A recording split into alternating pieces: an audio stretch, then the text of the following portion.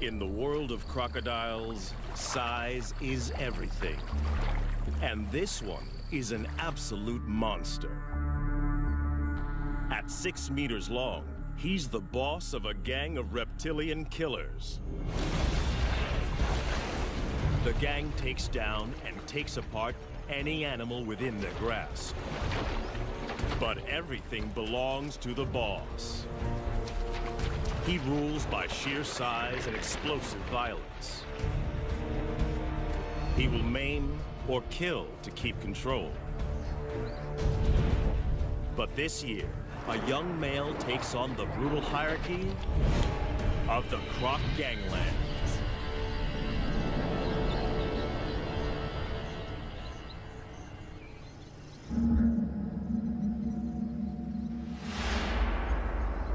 When a baby hippo dies of heat stroke on this beach, only one crocodile has the right to claim the bounty.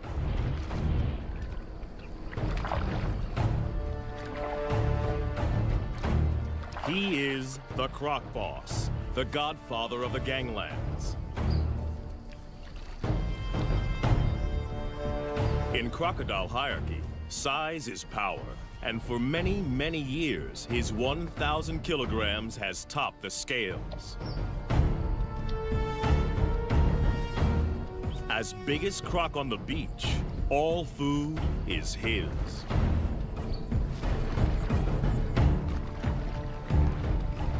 The other crocodiles don't have the power or rank to oppose him.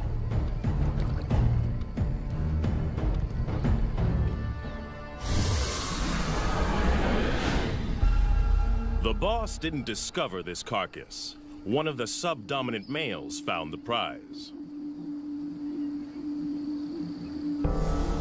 At 3 meters long, he is no small crocodile, but he lives on this beach and feeds at the discretion of Croc Boss.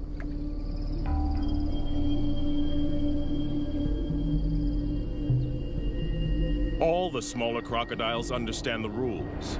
They only eat if the boss allows it. All along the river, territories work the same. Sections, each as big as 4 Olympic swimming pools, are dominated by a single large crocodile and his gang.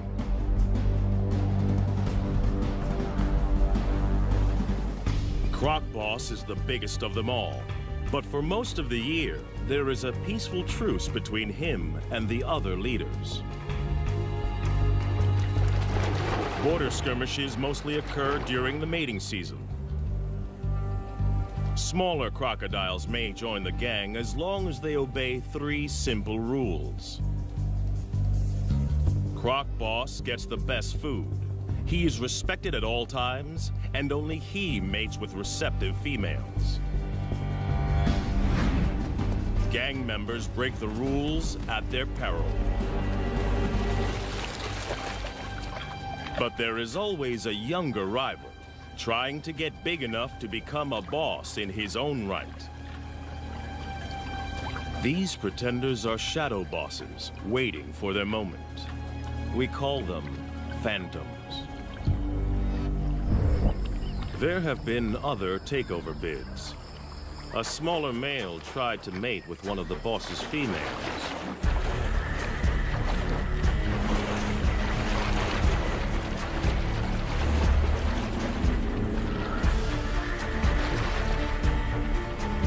It was a reckless move.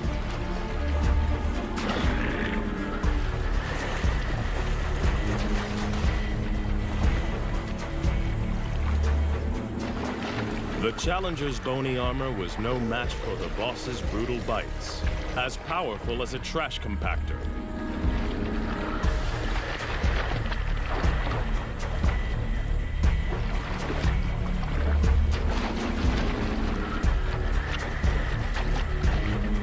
Discipline was swift and terminal.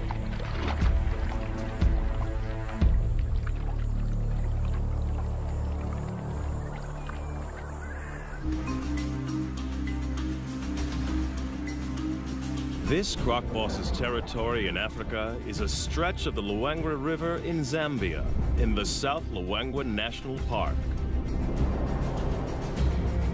It's a crocodile killing field, especially during the severe dry season. Inland lakes and pools dry up. And the river is the only water for kilometers around. All animals in the area must make long treks here to drink. And in 40-degree heat, many don't make it. The river's a lifeline and a death zone.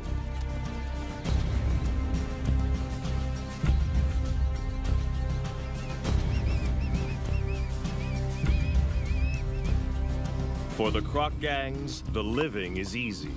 Even the smaller ones get to feed.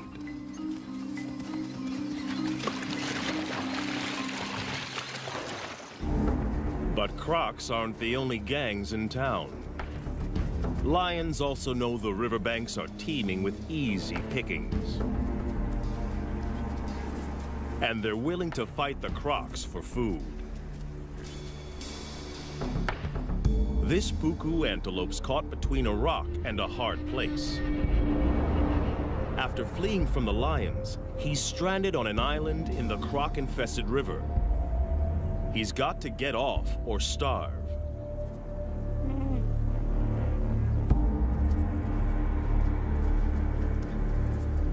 The lions won't swim after their prey. They'll wait for it to make a mistake.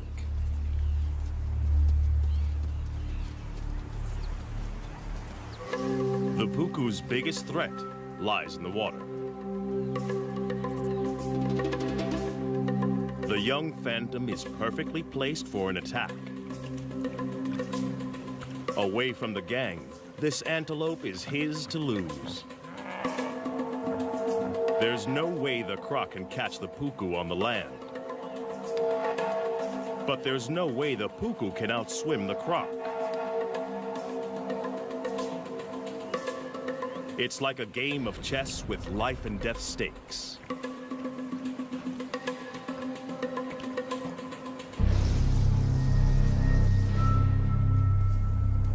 The puku has to use the land to put as much distance as he can between himself and the waiting croc, and figure out the shortest swim possible. The croc must anticipate the puku's escape route.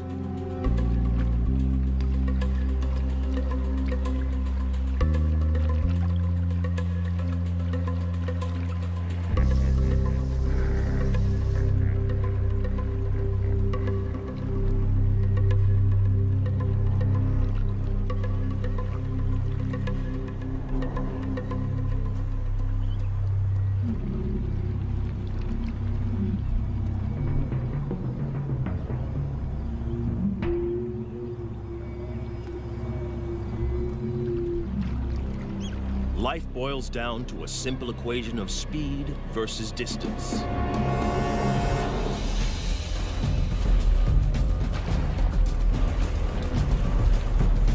The croc submerges like a torpedo to reduce drag in the water.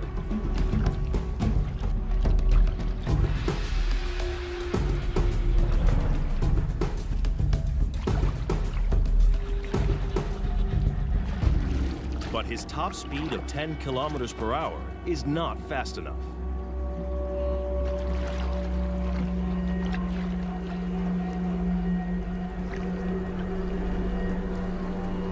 The puku's calculations pay off. He's foiled two top predators.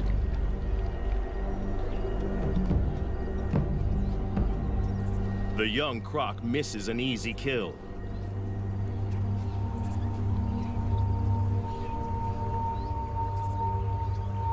His solo hunting attempt is a failure.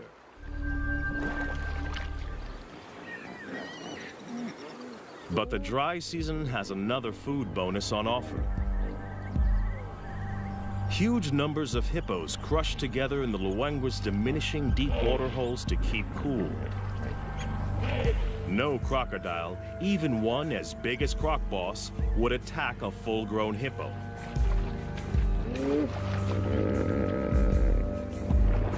They are way too big and dangerous to take on. A single hippo bite would destroy a big crocodile.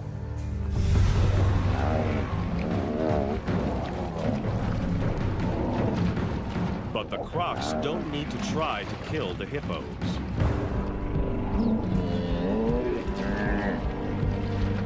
In crowds like this, these aggressive 3-ton herbivores will often fight to the death.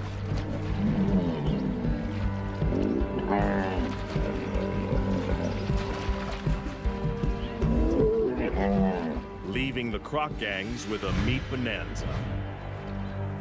A hippo carcass is one of the rare occasions when rival gang members join forces. Up to 200 crocs from different factions feed together. In fact, this cooperative frenzy serves a useful purpose. Crocs' jaws don't move from side to side. When the carcass is in water, they need others to pull against to help them rip off hunks of meat. It'll take them less than 2 days to completely demolish a 1-ton hippo. With the most acidic stomach of any vertebrate, crocodiles can digest every centimeter of a carcass. And as usual, the final chunk of meat goes to the croc boss.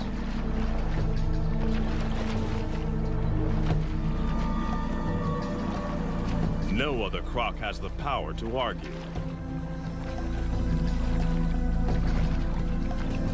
Cooperation is officially over.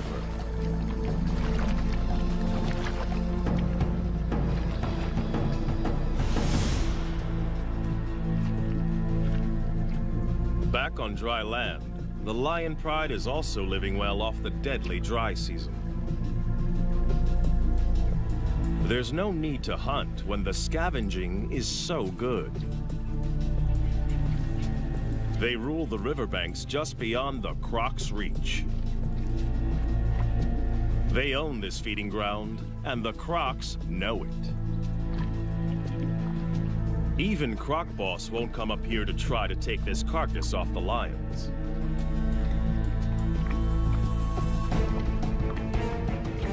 But anything that dies closer to the water is in no man's land.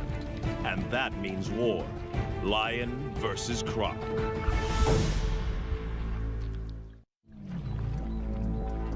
A dead elephant offers up a gigantic feast for the croc gang.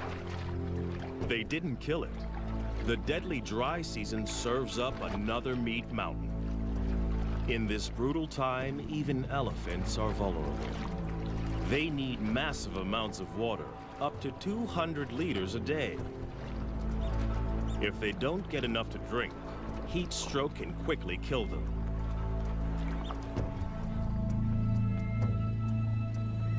The crocs have the carcass now, but they don't own it. It's right in the conflict zone. The lions have started feeding on it, and they haven't finished. This prize is too big to give up without a fight.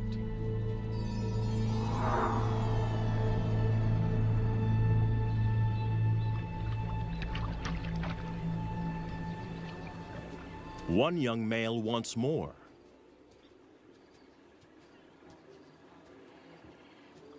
His scrappy mane indicates he's barely 2 years old, but he's big and dangerous.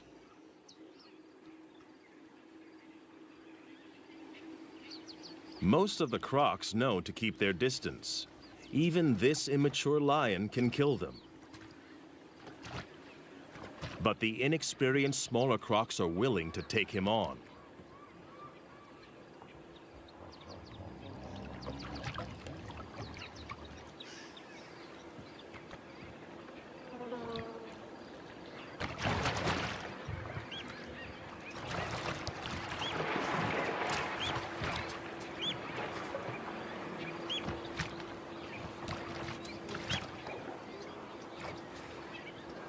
This is not a competition Croc Boss needs to get into. The pickings are slim, and if the gang wins, the carcass is his for the taking anyway.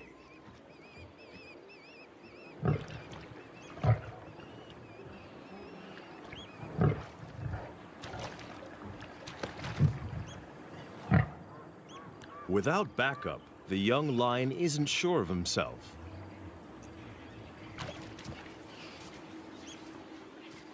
The crocodiles win today.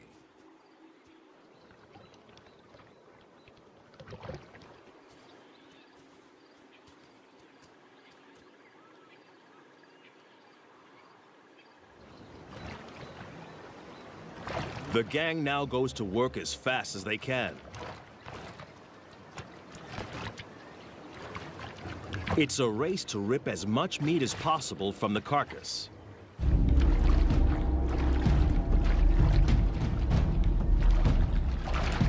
The young pretender wrestles a leg joint away from the smaller gang members.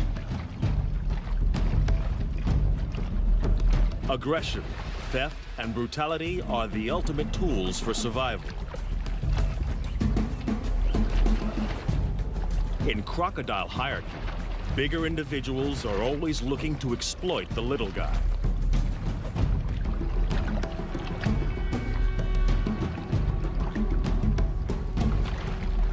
The smaller crocs have learned well from the master.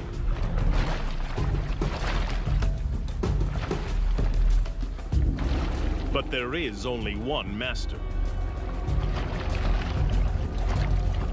Croc Boss comes to claim his dues.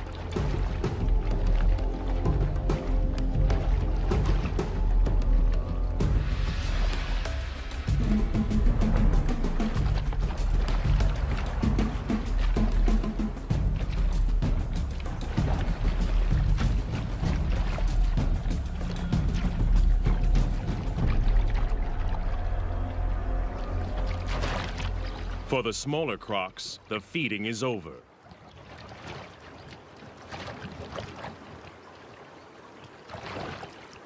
There is no way for the Phantom to mount a challenge.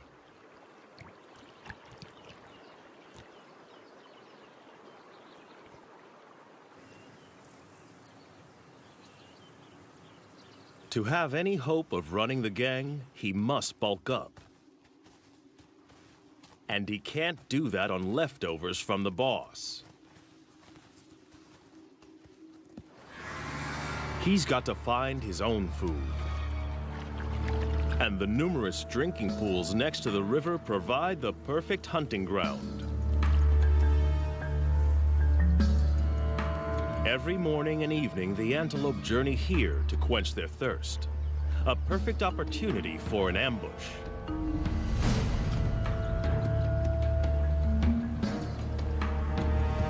But the impala are on high alert.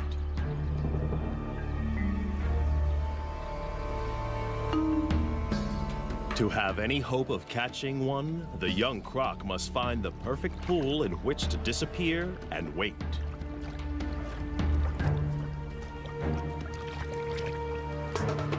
The impala are smart to the crocodile's strategy. They try to drink together where there's safety in numbers.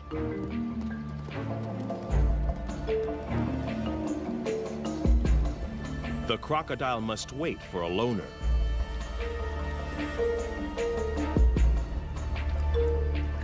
The trap is set.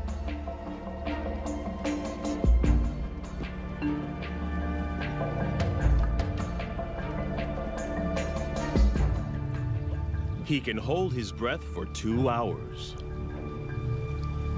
And this impala has no clue that below the surface lurks a ravenous crocodile poised to strike.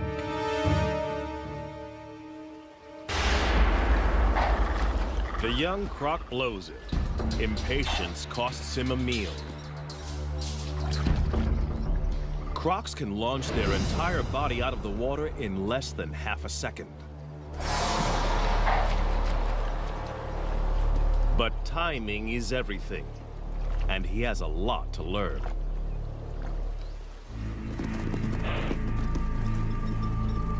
The prey is spooked. The hunt is over. It's a half chance for the lions.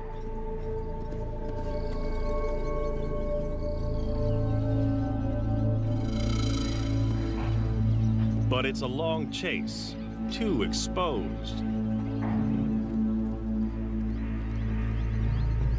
And they're not that desperate.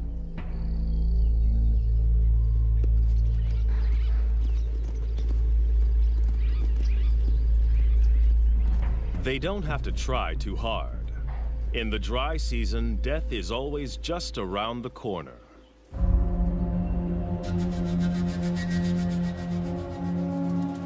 After the unsuccessful hunt, the young croc has to recover and recharge his batteries. Crocodiles bask to keep their body temperature up and digest more efficiently. Crocodiles are not cold-blooded. Their bodies are as warm as ours most of the time. They just have to work harder to keep their temperature between 33 and 35 degrees. Phantom needs to regain energy. During extreme exertion, crocodiles build up a huge amount of lactic acid. This is toxic and must be eliminated from their systems. The only way is rest.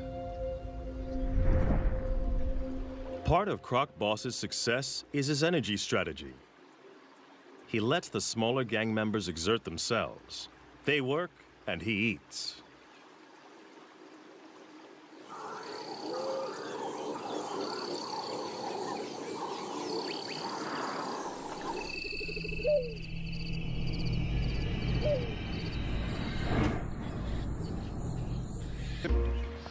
And they have the most unexpected allies.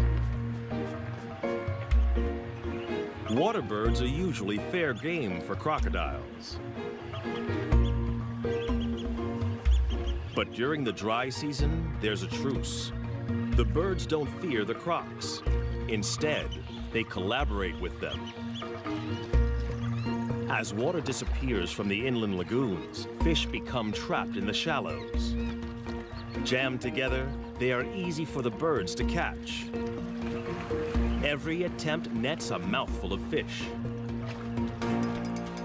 The crocodiles benefit in exactly the same way and work with the birds to corral the fish into ever tighter spaces.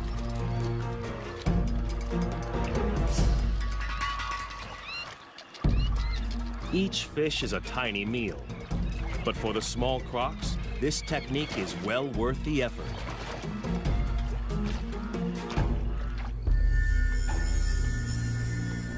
But for a monster like Croc Boss, chasing small fry is a total waste of energy. He'll wait and preserve his energy for bigger game and other activities that are his alone to enjoy.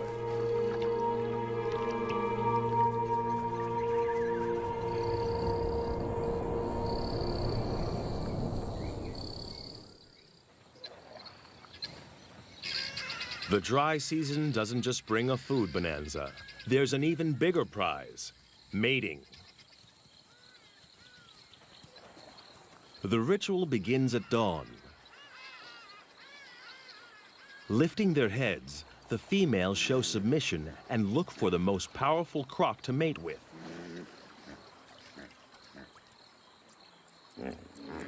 The boss raises his body and literally stands out in the river. It's a visible sign of his status. By rights, all receptive females are his.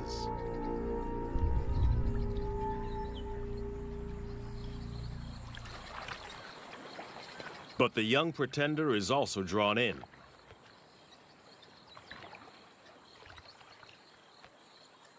The females secrete a pheromone into the water. It signals they're ready.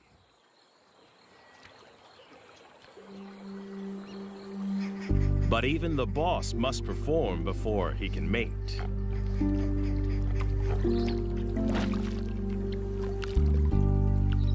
It's the only situation he cannot control. The final choice is made by the females. In mating season, females are permitted to wander through rival gang territories as they check out potential partners. The boss's head slaps and bubble blowing are the croc equivalent of beating your chest.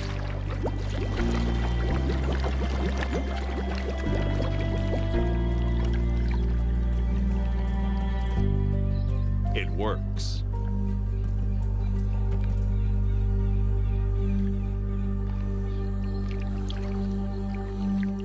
The smaller male can only watch. For a one-ton monster, the boss's mating ritual is surprisingly tender. He blows bubbles that delicately tickle the female's sensitive neck area.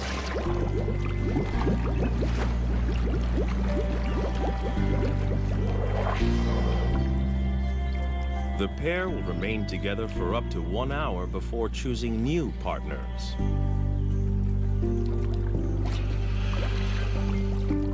But one smaller female is not prepared to wait.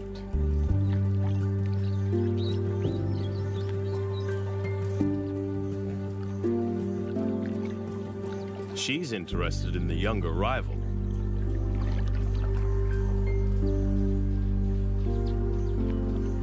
The boss's dance is coming to the end.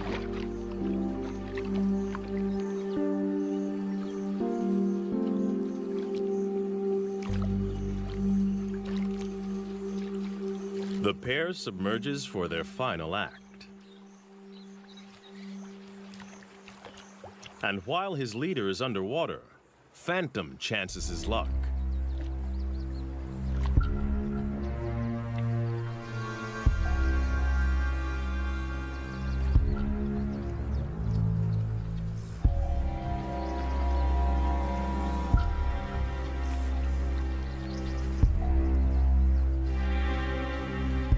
But the boss didn't get where he is by being inattentive.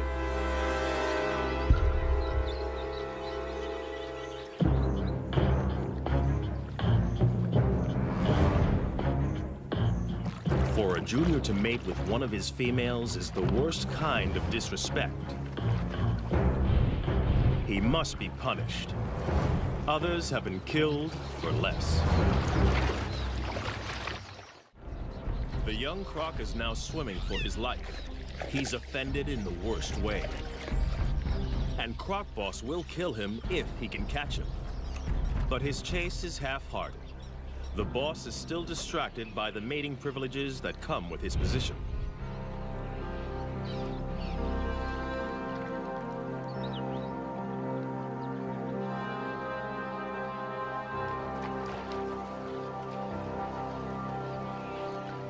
The young pretender gets off with a warning bite.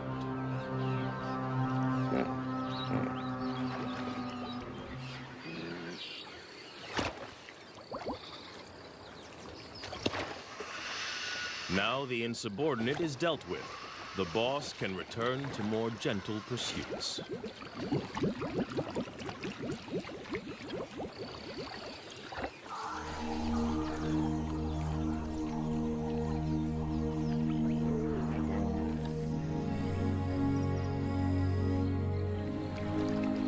The right to mate is still a long way off for this young croc. He needs to grow. And to do that, he's got to grab every opportunity to hunt.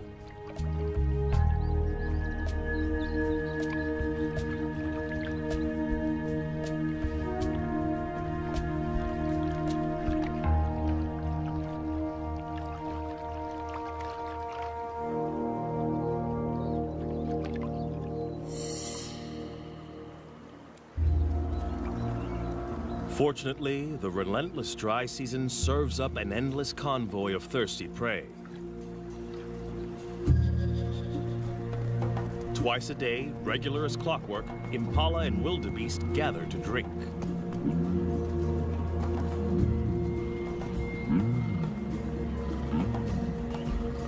It's another chance to make a kill.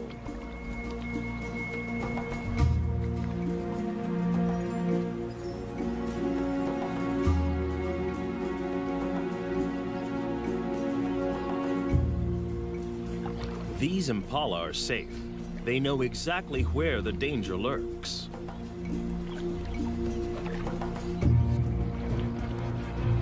Some even follow the croc to keep an eye on him.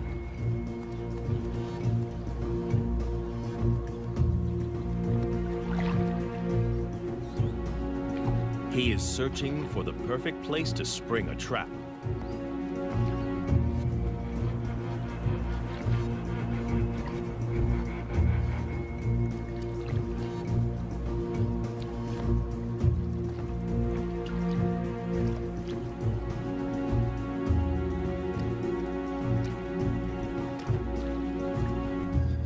Even when he finds a likely pool, watching impalas raise the alarm.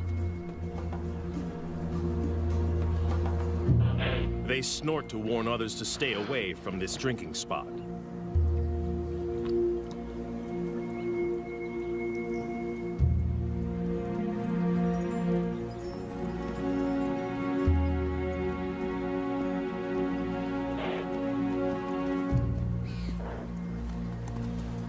But with an unending stream of animals coming to drink, it isn't long before one individual doesn't get the message.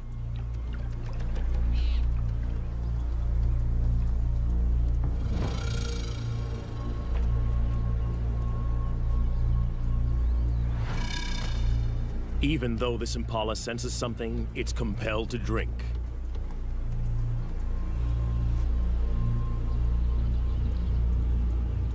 Thirst overrides fear. But it's braced for danger.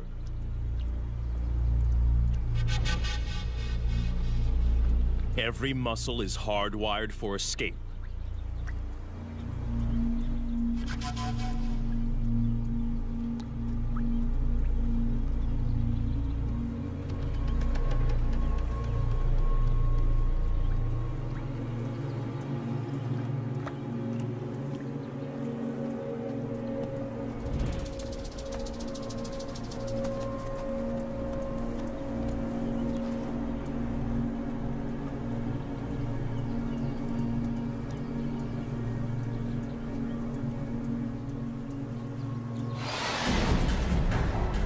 Perfect strike.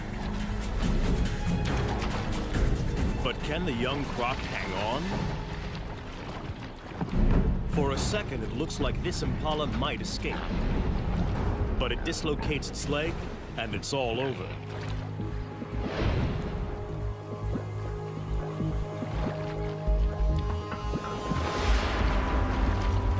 The timing of Phantom's ambush was a tiny bit off.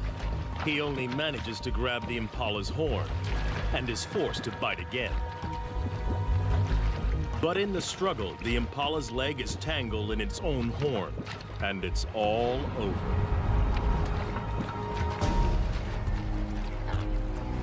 It won't be a quick death. He will have to drag his kill into the deeper river to drown it.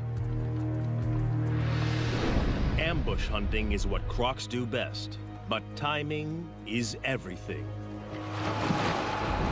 Phantom's first attempt was too rushed, and he lost his meal.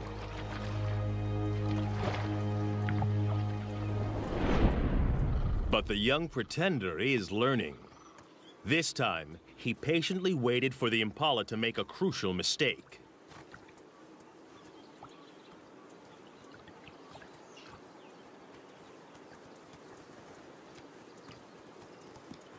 As the ram is joined by the female, he relaxes and drinks for a fraction of a second too long.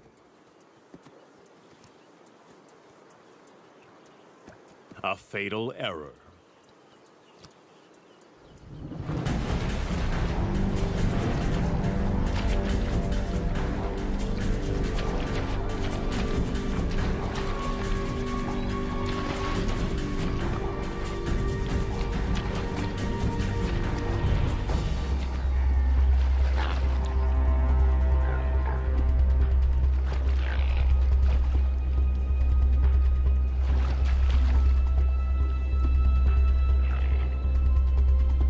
But the croc has made a mistake too. His perfect ambush is in full view of the gang. Now he must fight to keep it.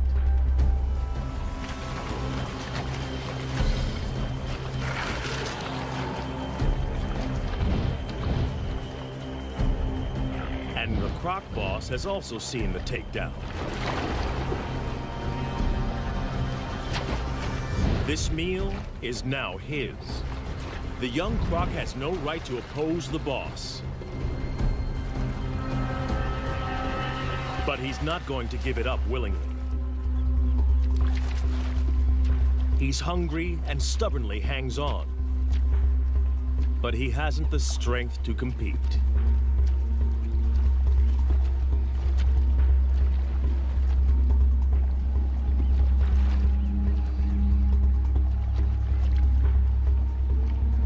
The rest of the gang fights to get a bite onto the impala.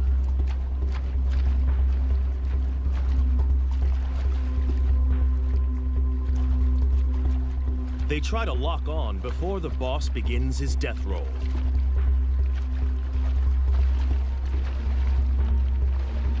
As the giant spins, he literally tears the impala to pieces.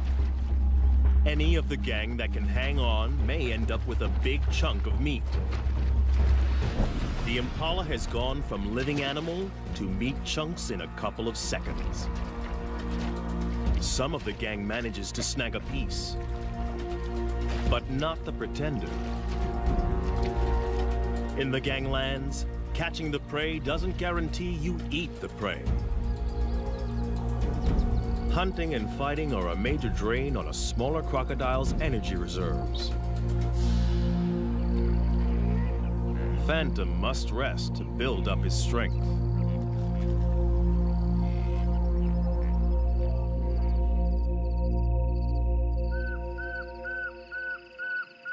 Other animals have no such energy restrictions. Away from the river, the African night hums with activity. For the prey species, the danger doesn't let up just because it's dark. Impala and puku rarely lie down to sleep for more than 10 minutes at a time. There are too many predators on the hunt, so they are forced to stay awake and alert.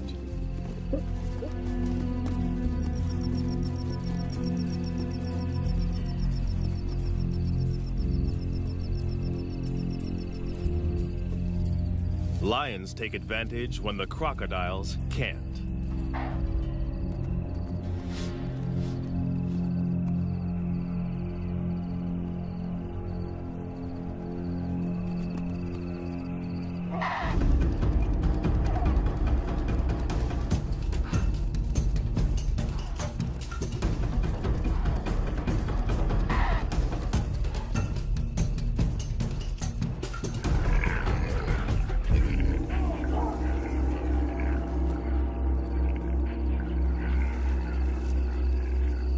Tonight, a puku loses the battle.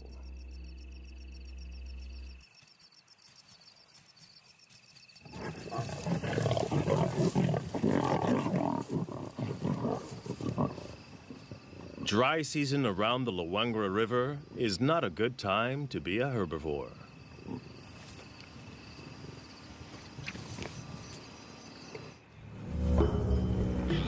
Another day, another death. Another free meal for the croc gangs. As the sun warms the crocs, it triggers a feeding frenzy on the hippo carcass. Crocs from multiple gangs wait in line to feed. Territorial differences set aside for the moment. Size determines the order, and the biggest eat first.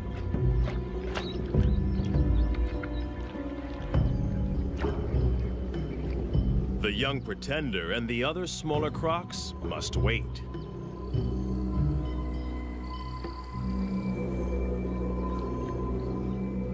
The boss has torn away a huge hunk of the dead hippo.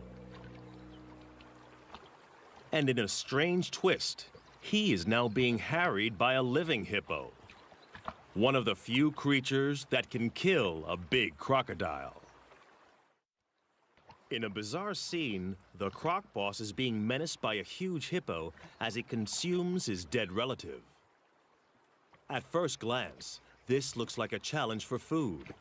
But hippos are exclusive herbivores.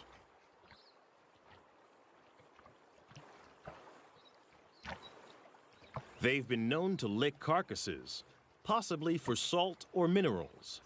But something else seems to be going on here.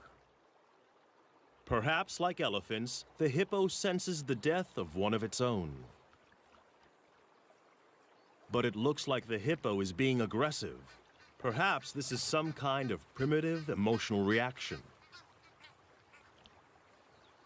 Whatever the hippo's motivation, the huge crocodile knows this is dangerous. With 50-centimeter-long canines and a bite force 27 times more powerful than a human's, this hippo could easily skewer the huge croc. For the first time in a long time, the boss is being pushed around by a bigger beast.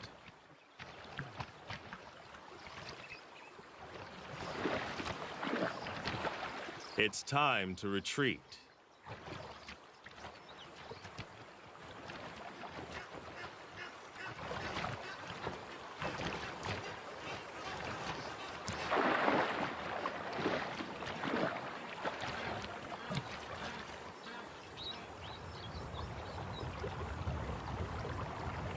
Success in a croc gang is all about being a consummate opportunist.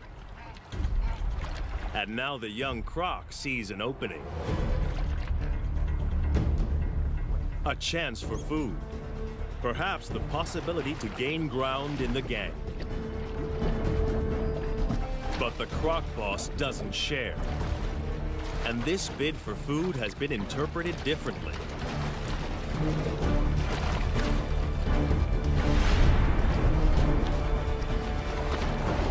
It's now a power struggle. And the boss's violent death roll is a deadly attack. Instant retreat is the only acceptable way out, and the younger croc doesn't take it.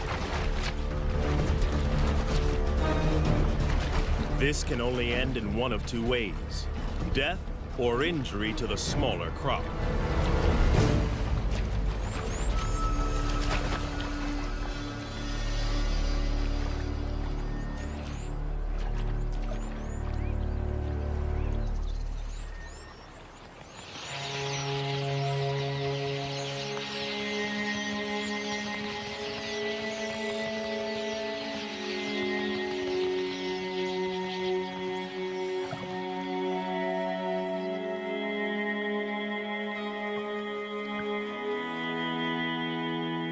He gets off lightly.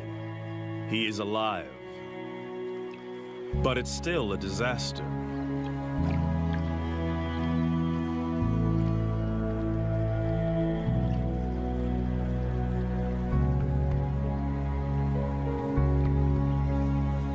He pays for the transgression with his own flesh and blood.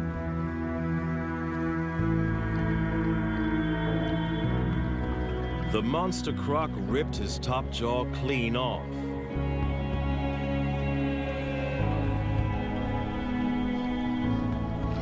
Amazingly, the smaller croc will survive this hideous injury. Crocodiles have special antibodies to help them heal from massive wounds. But it will not regrow. He is not just deformed, but terribly handicapped. His journey to the top position is over. From now on, he will be the last in line to feed. The croc boss and every crocodile, small or large, must now be shown subservience by the challenger. Even by nature's own harsh measures, the croc ganglands are a brutal environment, where size and uncompromising violence rule.